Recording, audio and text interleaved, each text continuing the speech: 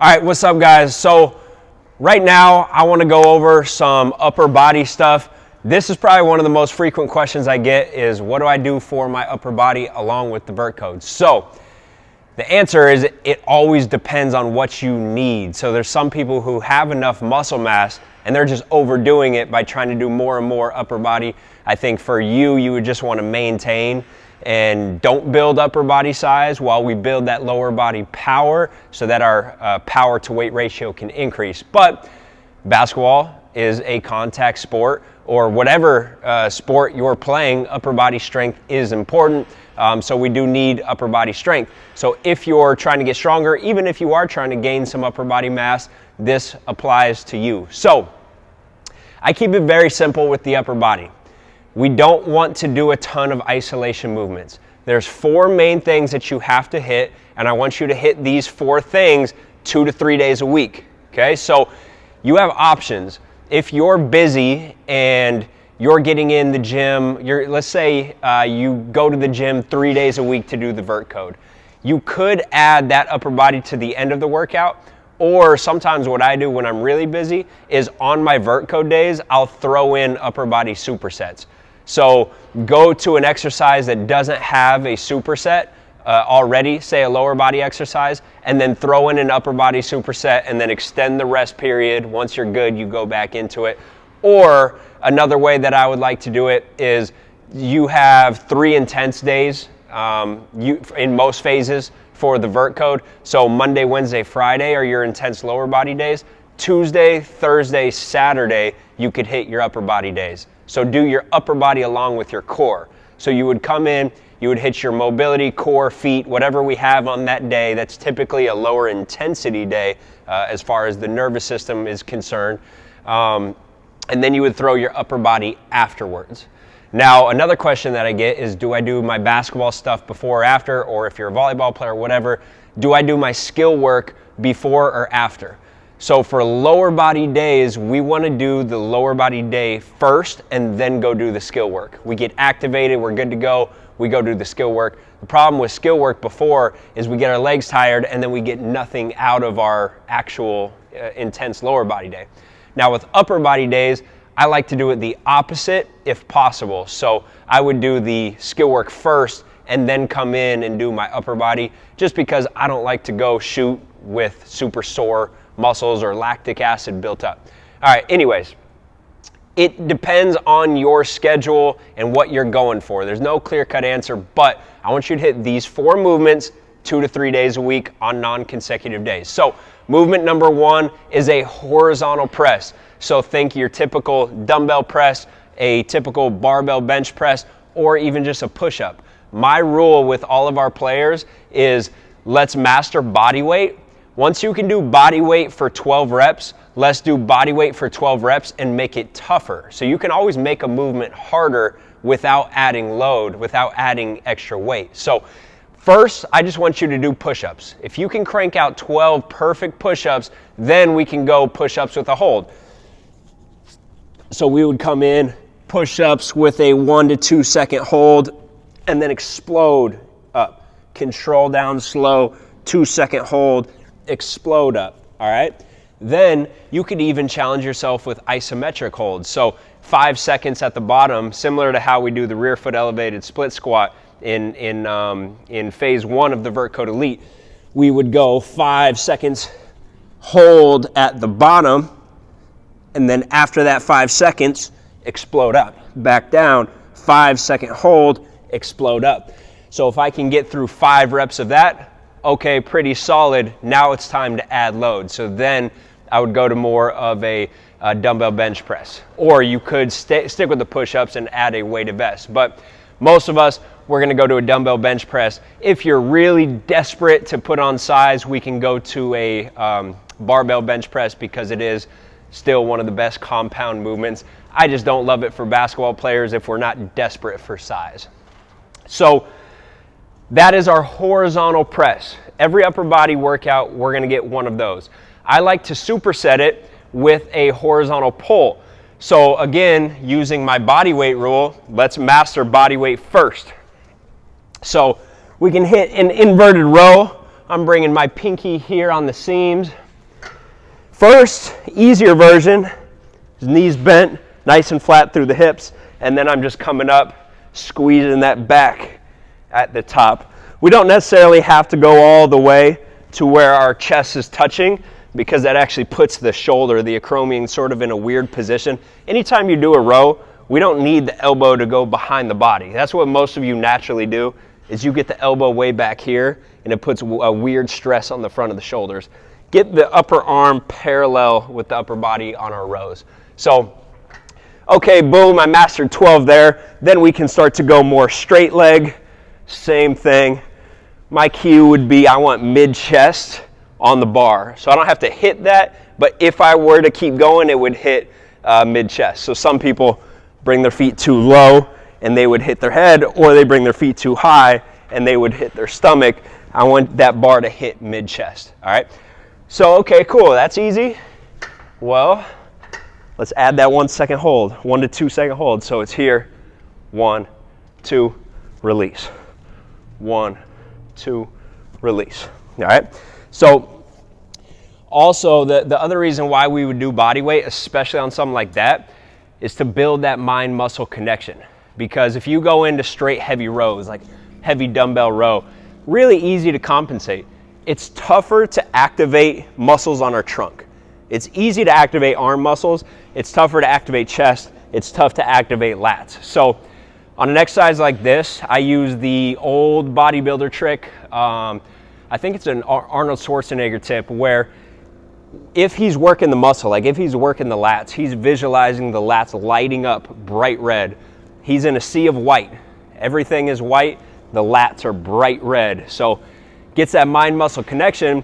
And when you think about pulling with the torso and not just pulling with the arms, all of a sudden you start to get some more lat activation. So now we're actually working the right muscles instead of just pumping away at the biceps and the post delt. So master 12 there, master 12 with that hold. And again, you could superset that with the push-up, all right? So there's my horizontal push, my horizontal pull. Now once we master that, we could go to a one-arm dumbbell row, right? That's still horizontal. A seated cable row, that's still horizontal. So there's a lot of different options, but we don't think of the exercise, we think of the movement, all right? So then my other superset would be vertical push, vertical pull. So vertical push, you can do a lot of things. Now, vertical push is tougher to do body weight. You could do a handstand push-up, but that's so intense that that's one case where body weight is more intense than using dumbbells or a barbell. So I don't do handstand push-ups. I don't think the risk is worth, or I don't think the reward is worth the risk. So I'm just gonna go dumbbell press. A lot of options here. I could go neutral grip, slight bend in the knees, tight core, and just get that regular press. I could turn the hands out and get a regular press. I could get an Arnold press where my hands are facing my face, and I go in that circular motion, all right? Plenty of different options there. If you feel any pain in the shoulder, that's one that we would want to skip. Some people aren't built for overhead pressing. And basketball players, we're what I call half overhead athletes, where over and over again, we're bringing that shoulder in that position. And so some people get impingement, some people get problems on that shooting arm if you're getting up hundreds of shots a day, which you should be. So horizontal or vertical press, if you're good to go, pain-free, make sure you're getting some sort of press. And then of course you would superset that with a vertical pull. Vertical pull is a pull-up. Regular pull-up, wide grip, narrow grip, whatever you want to do. The details don't make a huge difference. Yes, we're working different muscles. Close grip, underhand is going to be easier because you get more biceps involved. Wider grip, you're a little more reliant on those lats. So it's good to mix them up, do whatever you want. Here, I like to just go as many as I can. Now, if you reach 12, then again, we can mess around with some different tempos. We can go normal, fast, up, hold at the top. or we can do some eccentrics where we're up and then slow on the way down. Some people struggle with that, and that's so hard that all you do is activate more arm and you still have a tough time getting to the lats. Sometimes I like to just go seated. So I go seated pull up right here, and I would just think about pulling with the torso and activating those lats. And so it's almost like that inverted row, but now it's more vertically oriented. And I can go slow, and I can focus on the muscle that I want to activate. All right, so tons of different options there. Or you could always go with a lat pull down, double arm lat pull down. You could go on a cable, and you could go half kneel and get a single arm pull down. Tons of options there. Okay, those are the 4 movements. Now, anything you add on to that is extra credit. That's the meat and potatoes. That's what you need. A lot of our guys just like to feel a pump, and they want their arms to look good in warm-ups. So sometimes we'll throw in some bicep curls. You could throw in some bicep curls, let's say 3 sets of 12. Superset that with a tricep extension. Cable machine, tricep extension. Very simple, 3 sets of 12. Those are not necessary. It's not going to make a huge difference, but sometimes mentally people like to do it, so I let them do it. So if there's one more that you add in, it would be a direct delt work. So sometimes I like to just throw in a lateral raise, or if you're going to throw in another one for delts, do something posterior delt. So you could do like some sort of cable crossover.